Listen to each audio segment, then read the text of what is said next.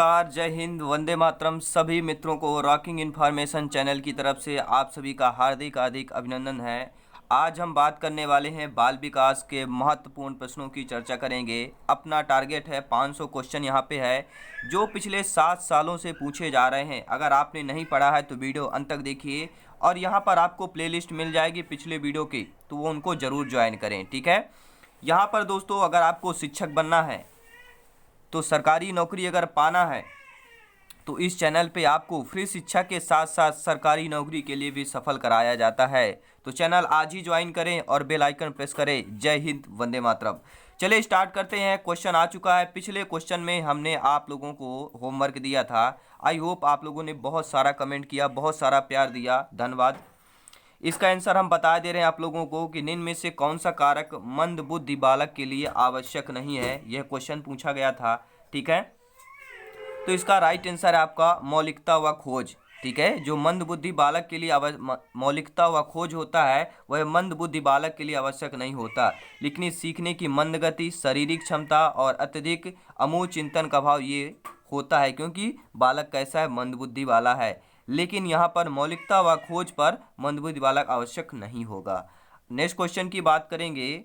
बांगोर test पता लगाता है, जो बांगोर टेस्ट होता है पता लगाता है, कौन पता लगाता है भैया?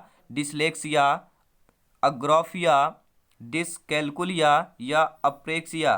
तो जो बांगोर टेस्ट होता है दोस्तों वह किसको पता लगाता है, कौन पता लगाता है? तो वह डिसलेक्सिया होता है। डिसलेक्सिया पता लगाने के लिए क्या किया जाता है? बांगोर टेस्ट किया जाता है। ध्यान दीजिएगा, इंपॉर्टेंट प्रश्न है और वीडियो अंत तक देखिए। वाकई में बताता हूँ आप जरूर सफल होंगे क्योंकि आप लोग मेहनत कर रहे हैं, ठीक है।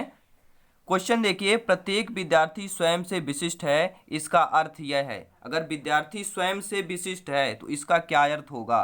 तो इसका अर्थ होगा कोई भी दो शिक्षार्थी अपनी योग्यताओं और रुचियों और प्रतिभाओं में एक समान नहीं होते, ठीक है। वह अब स्वयं में विशिष्ट होता है। कोई भी विद्यार्थी हो, चाहे टीचर हो, चाहे कुछ भी हो। देखिए अभी आप विद्यार्थी की तरह ही यहाँ पर पढ़ रहे हैं, स्टूडेंट की तरह ही लर्निंग कर रहे हैं, सीख रहे हैं, पढ़ रहे हैं, समझ रहे हैं।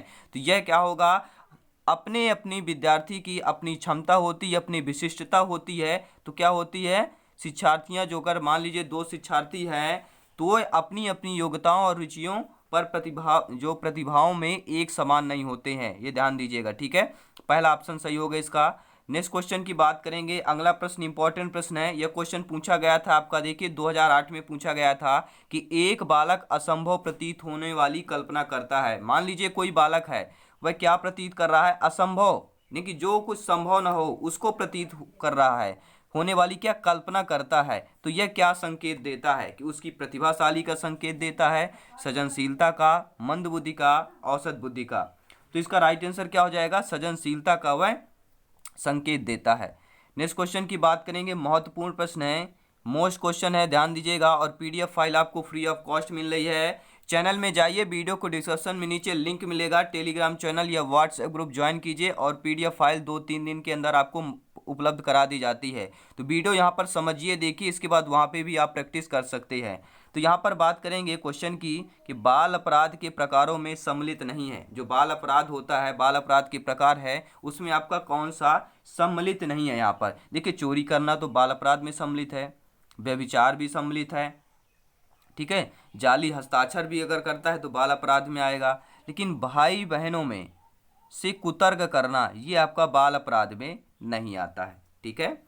नेक्स्ट क्वेश्चन की बात करेंगे। अगला प्रश्न है कि जो शब्द अंधता होती है, यानी कि वर्ड ब्लाइंडनेस कहलाती है, जो वर्ड ब्लाइंडनेस होती है, शब्द अंधता होती है, क्या कहलाती है?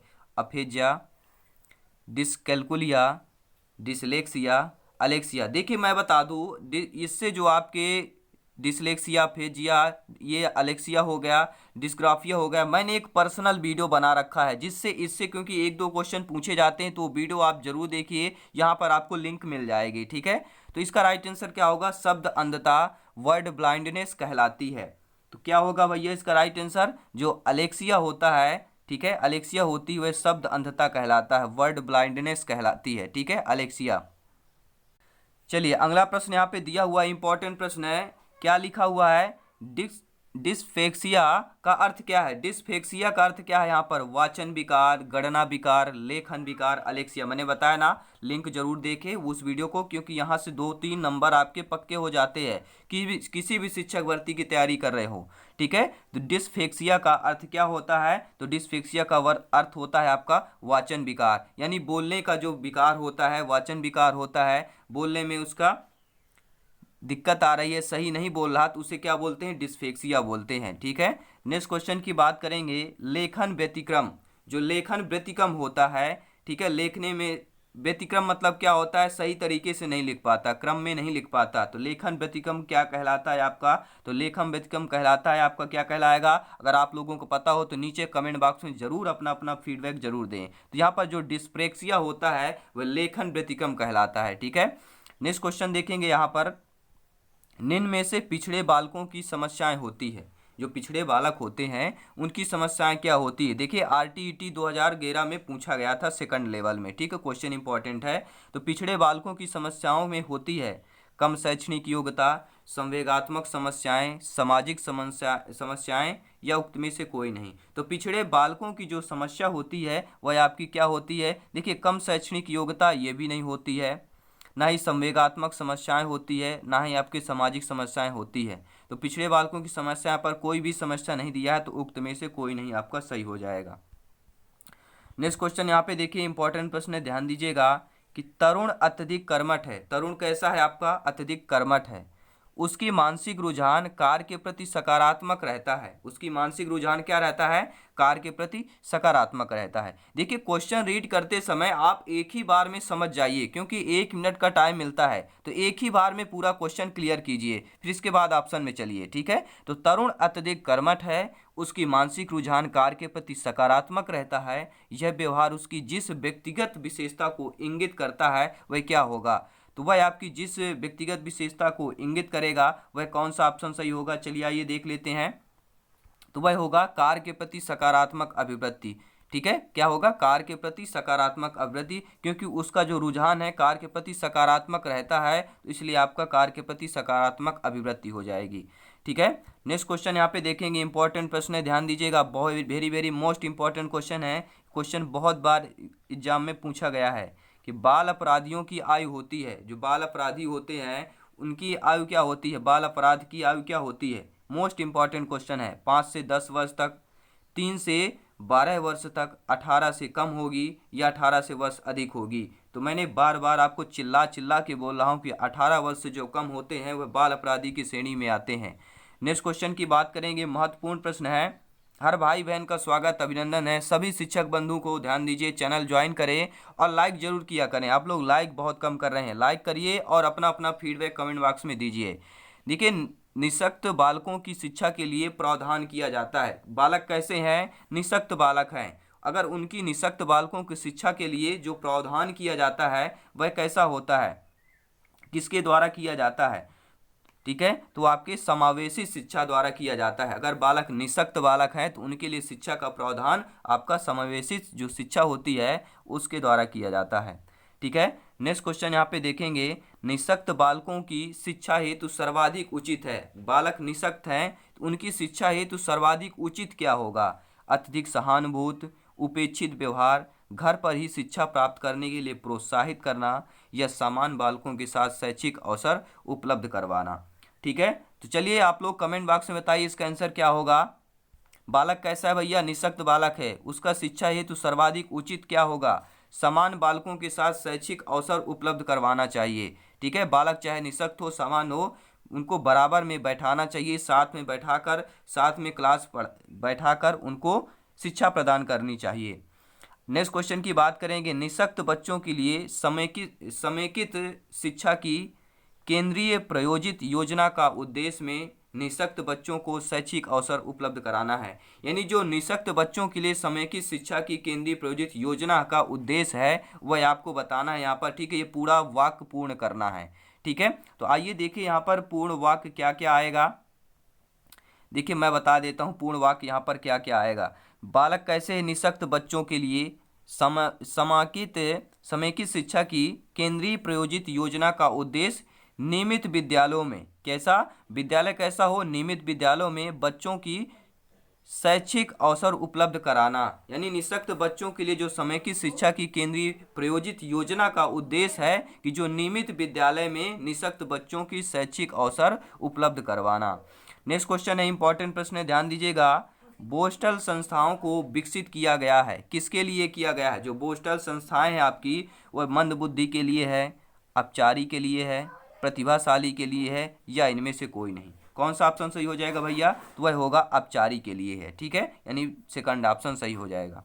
नेक्स्ट क्वेश्चन यहाँ पे है कि बच्चे की जिज्ञासा शांत करनी चाहिए, ठीक है, जो बच्चे की जिज्ञासा होती है उसको शांत करनी चाहिए। कैसे शांत कर सकते हैं? जब शिक्षक फुर्सत में हो, जब शिक्षक फुर्सत में हो, जब विद्यार्थी फुर्सत में हो, कुछ समय पश्चात या तत्काल। तो बच्चे की जिज्ञासा शांत कब करनी चाहिए? बहुत ही मोस्ट इंपॉर्टेंट है। तो बच्चे की जो जिज्ञासा होती तत्काल उसका समाधान करना चाहिए, ठीक है। नेक्स्ट क्वेश्चन है, अगला प्रश्न है कि एक बालक अनुपयोगी प्लास्टिक थैलियों से कलात्मक वस्तु बनाता है, ठीक है। एक बालक है जो यहाँ वहाँ जो फैली हुई वस्तुएं होती हैं, प्लास्टिक होती हैं, थैलियों के, कलात्मक एक वस्तु बना देता है, सुंदर वस्तु बना देता है। तो ये क्या दर्शाता है? कि बच्चा प्रतिभाशाली है, दार्शनिकता है, सृजनशीलता है, ये आपकी कुशलता है। तो यहाँ पर देखेंगे बच्चे कैसा है, तो यह दर्शाता है कि बच्चा सृजनशीलता है। नेक्स्ट क्वेश्चन की बात करेंगे, कुछ अनुपयोगी वस्तुओं से उपयोगी वस्तुएं बना लेना गुण है। कुछ ऐसे आपकी बेवजह की बेफालतू वस्तुएं होती हैं, उनको अगर हम उपयोगी वस्तु बना लेते हैं तो वह कौन सा गुण कहलाएगा? तो वह आपका गुण कहलाता है सृजनात्मकता का गुण कहलाता है, ठीक है। नेक्स्ट क्वेश्चन की बात करेंगे, वेरी मोस्ट इंपॉर्टेंट क्वेश्चन है आपका।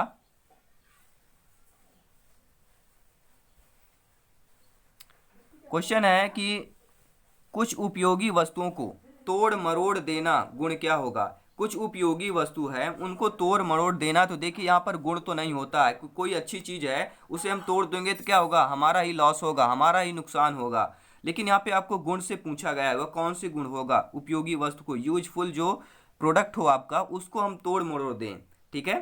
तो कौन सा गुण कहलाएगा यहाँ पर? वो गुण होगा आपका आक्रामकता कहलाती है, ठीक है। आक्रामकता यानी कि गुस्सा, क्रोध, ठीक है, तोड़ मरोड़ देना गुस्से में, तो आपकी आक्रामकता कहला जाएगी।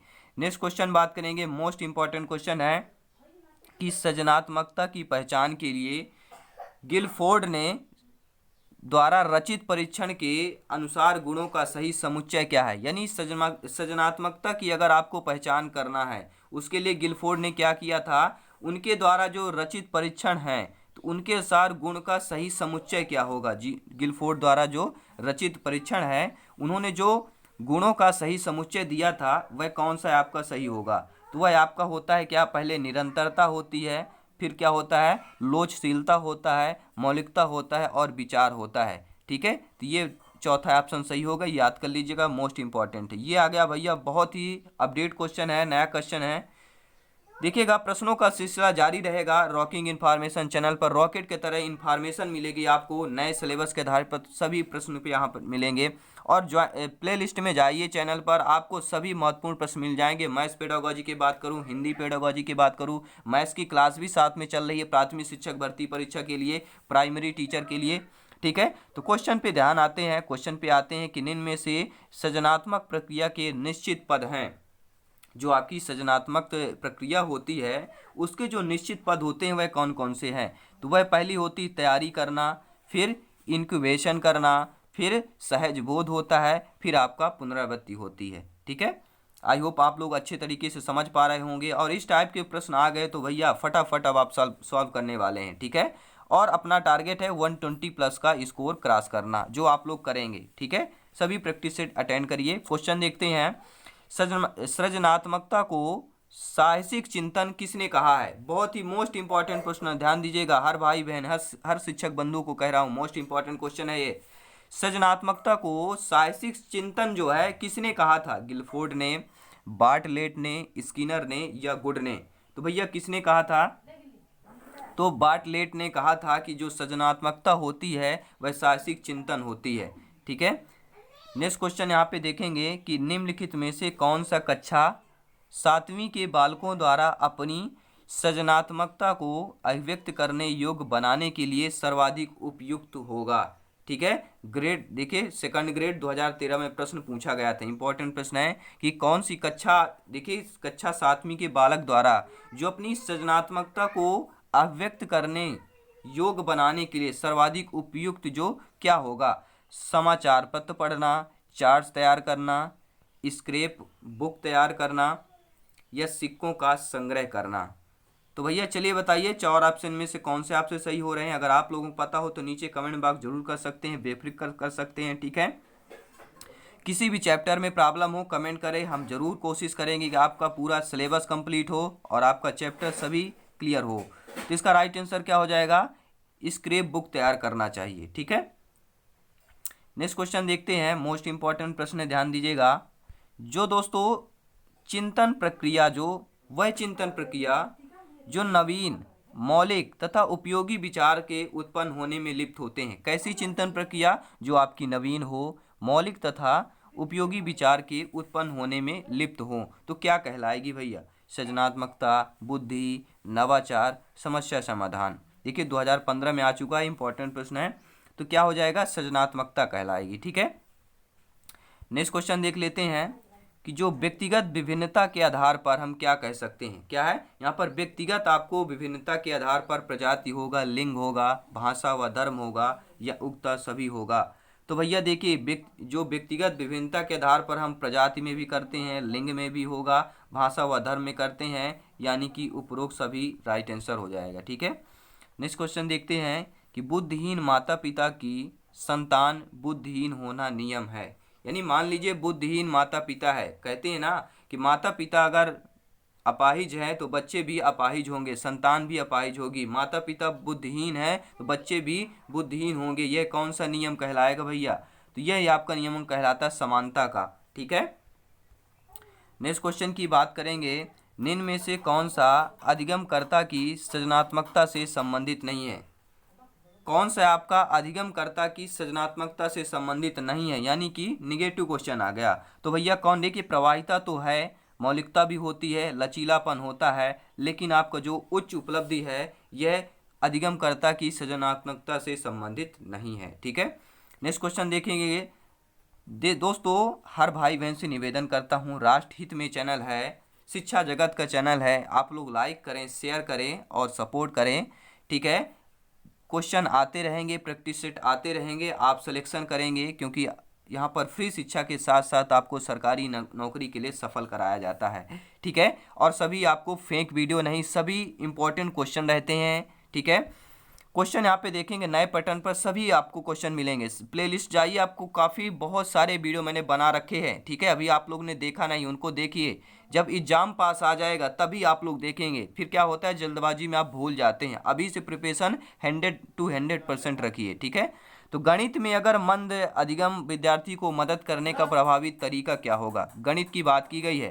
तो गणित में जो मंद अधिगम विद्यार्थी को मदद करने का प्रभावी तरीका होता है वह आपका कौन सा होता है, तो वह होता है सुनियोजित निश्चित अर्थपूर्ण गणितीय कार्यों में लगाया जाए जिससे उन्हें सफलता हासिल हो सके।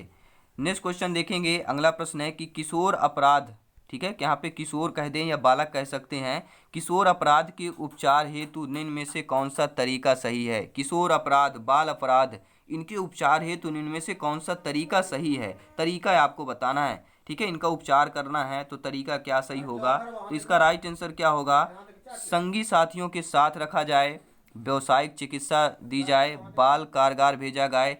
देखिए मैं बता दूं, अगर हमें बाल अपराध या किशोर अपराध के उपचार करना है तो संगी साथियों के साथ रखा जाना चाहिए, व्यावसायिक चिकित्सा भी दी जानी चाहिए और बाल कारागार भी भेजा जाए, यानी कि उपरोक्त सभी हो जाएगा। नेक्स्ट क्वेश्चन की बात करेंगे कि विद्यालय से पलायन करने वाले बालक के अध्ययन की सबसे उपयुक्त विधि क्या है। मोस्ट इंपॉर्टेंट क्वेश्चन है, जो बहुत ही क्वेश्चन है और ऐसे प्रश्न ऐसे बालक जरूर मिलते हैं। ठीक है, प्रत्येक विद्यालय में। तो विद्यालय से पलायन करने वाले बालक के अध्ययन की सबसे उपयुक्त विधि कौन सी होगी, तो वह होती है आपकी कौन सी होगी भैया, चलिए कमेंट करके बताइए। तो आपकी होती है केस स्टडी। ठीक है, नेक्स्ट क्वेश्चन की बात करेंगे। मोस्ट इंपॉर्टेंट क्वेश्चन है कि विविध अधिगमकर्ता व्यक्तिगत और विभिन्नताओं में धारक होते हैं। जो आपके विभिन्न अधिगमकर्ता होते हैं वह व्यक्तिगत विभिन्नताओं के धारक होते हैं। यह सत्य है कि असत्य है, कि कुछ नहीं कह सकते, ना सत्य है ना असत्य है। तो इसका चलिए आप लोग कमेंट बॉक्स में बताइए। आपके लिए यह होमवर्क है, टेस्ट है कि आप इसका आंसर दे पा रहे हैं कि नहीं। नीचे कमेंट करके बताइए। इसका आंसर हम नेक्स्ट वीडियो में बताएंगे। तो सभी क्वेश्चन अटेंड करिए बाल विकास के। इसके साथ साथ हम पर्यावरण की क्लास स्टार्ट करने जा रहे हैं और अभी शिक्षण मुद्दे, सभी जो शिक्षण मुद्दे से संबंधित प्रश्न आते हैं सभी चर्चा करेंगे। तो चलिए मिलते हैं नेक्स्ट वीडियो में। प्लेलिस्ट में जाइए, चैनल ज्वाइन करिए। अब पहली बार चैनल में आए तो चैनल को सब्सक्राइब करिए, बेल आइकन प्रेस कर लीजिएगा। जय हिंद, वंदे मातरम, धन्यवाद।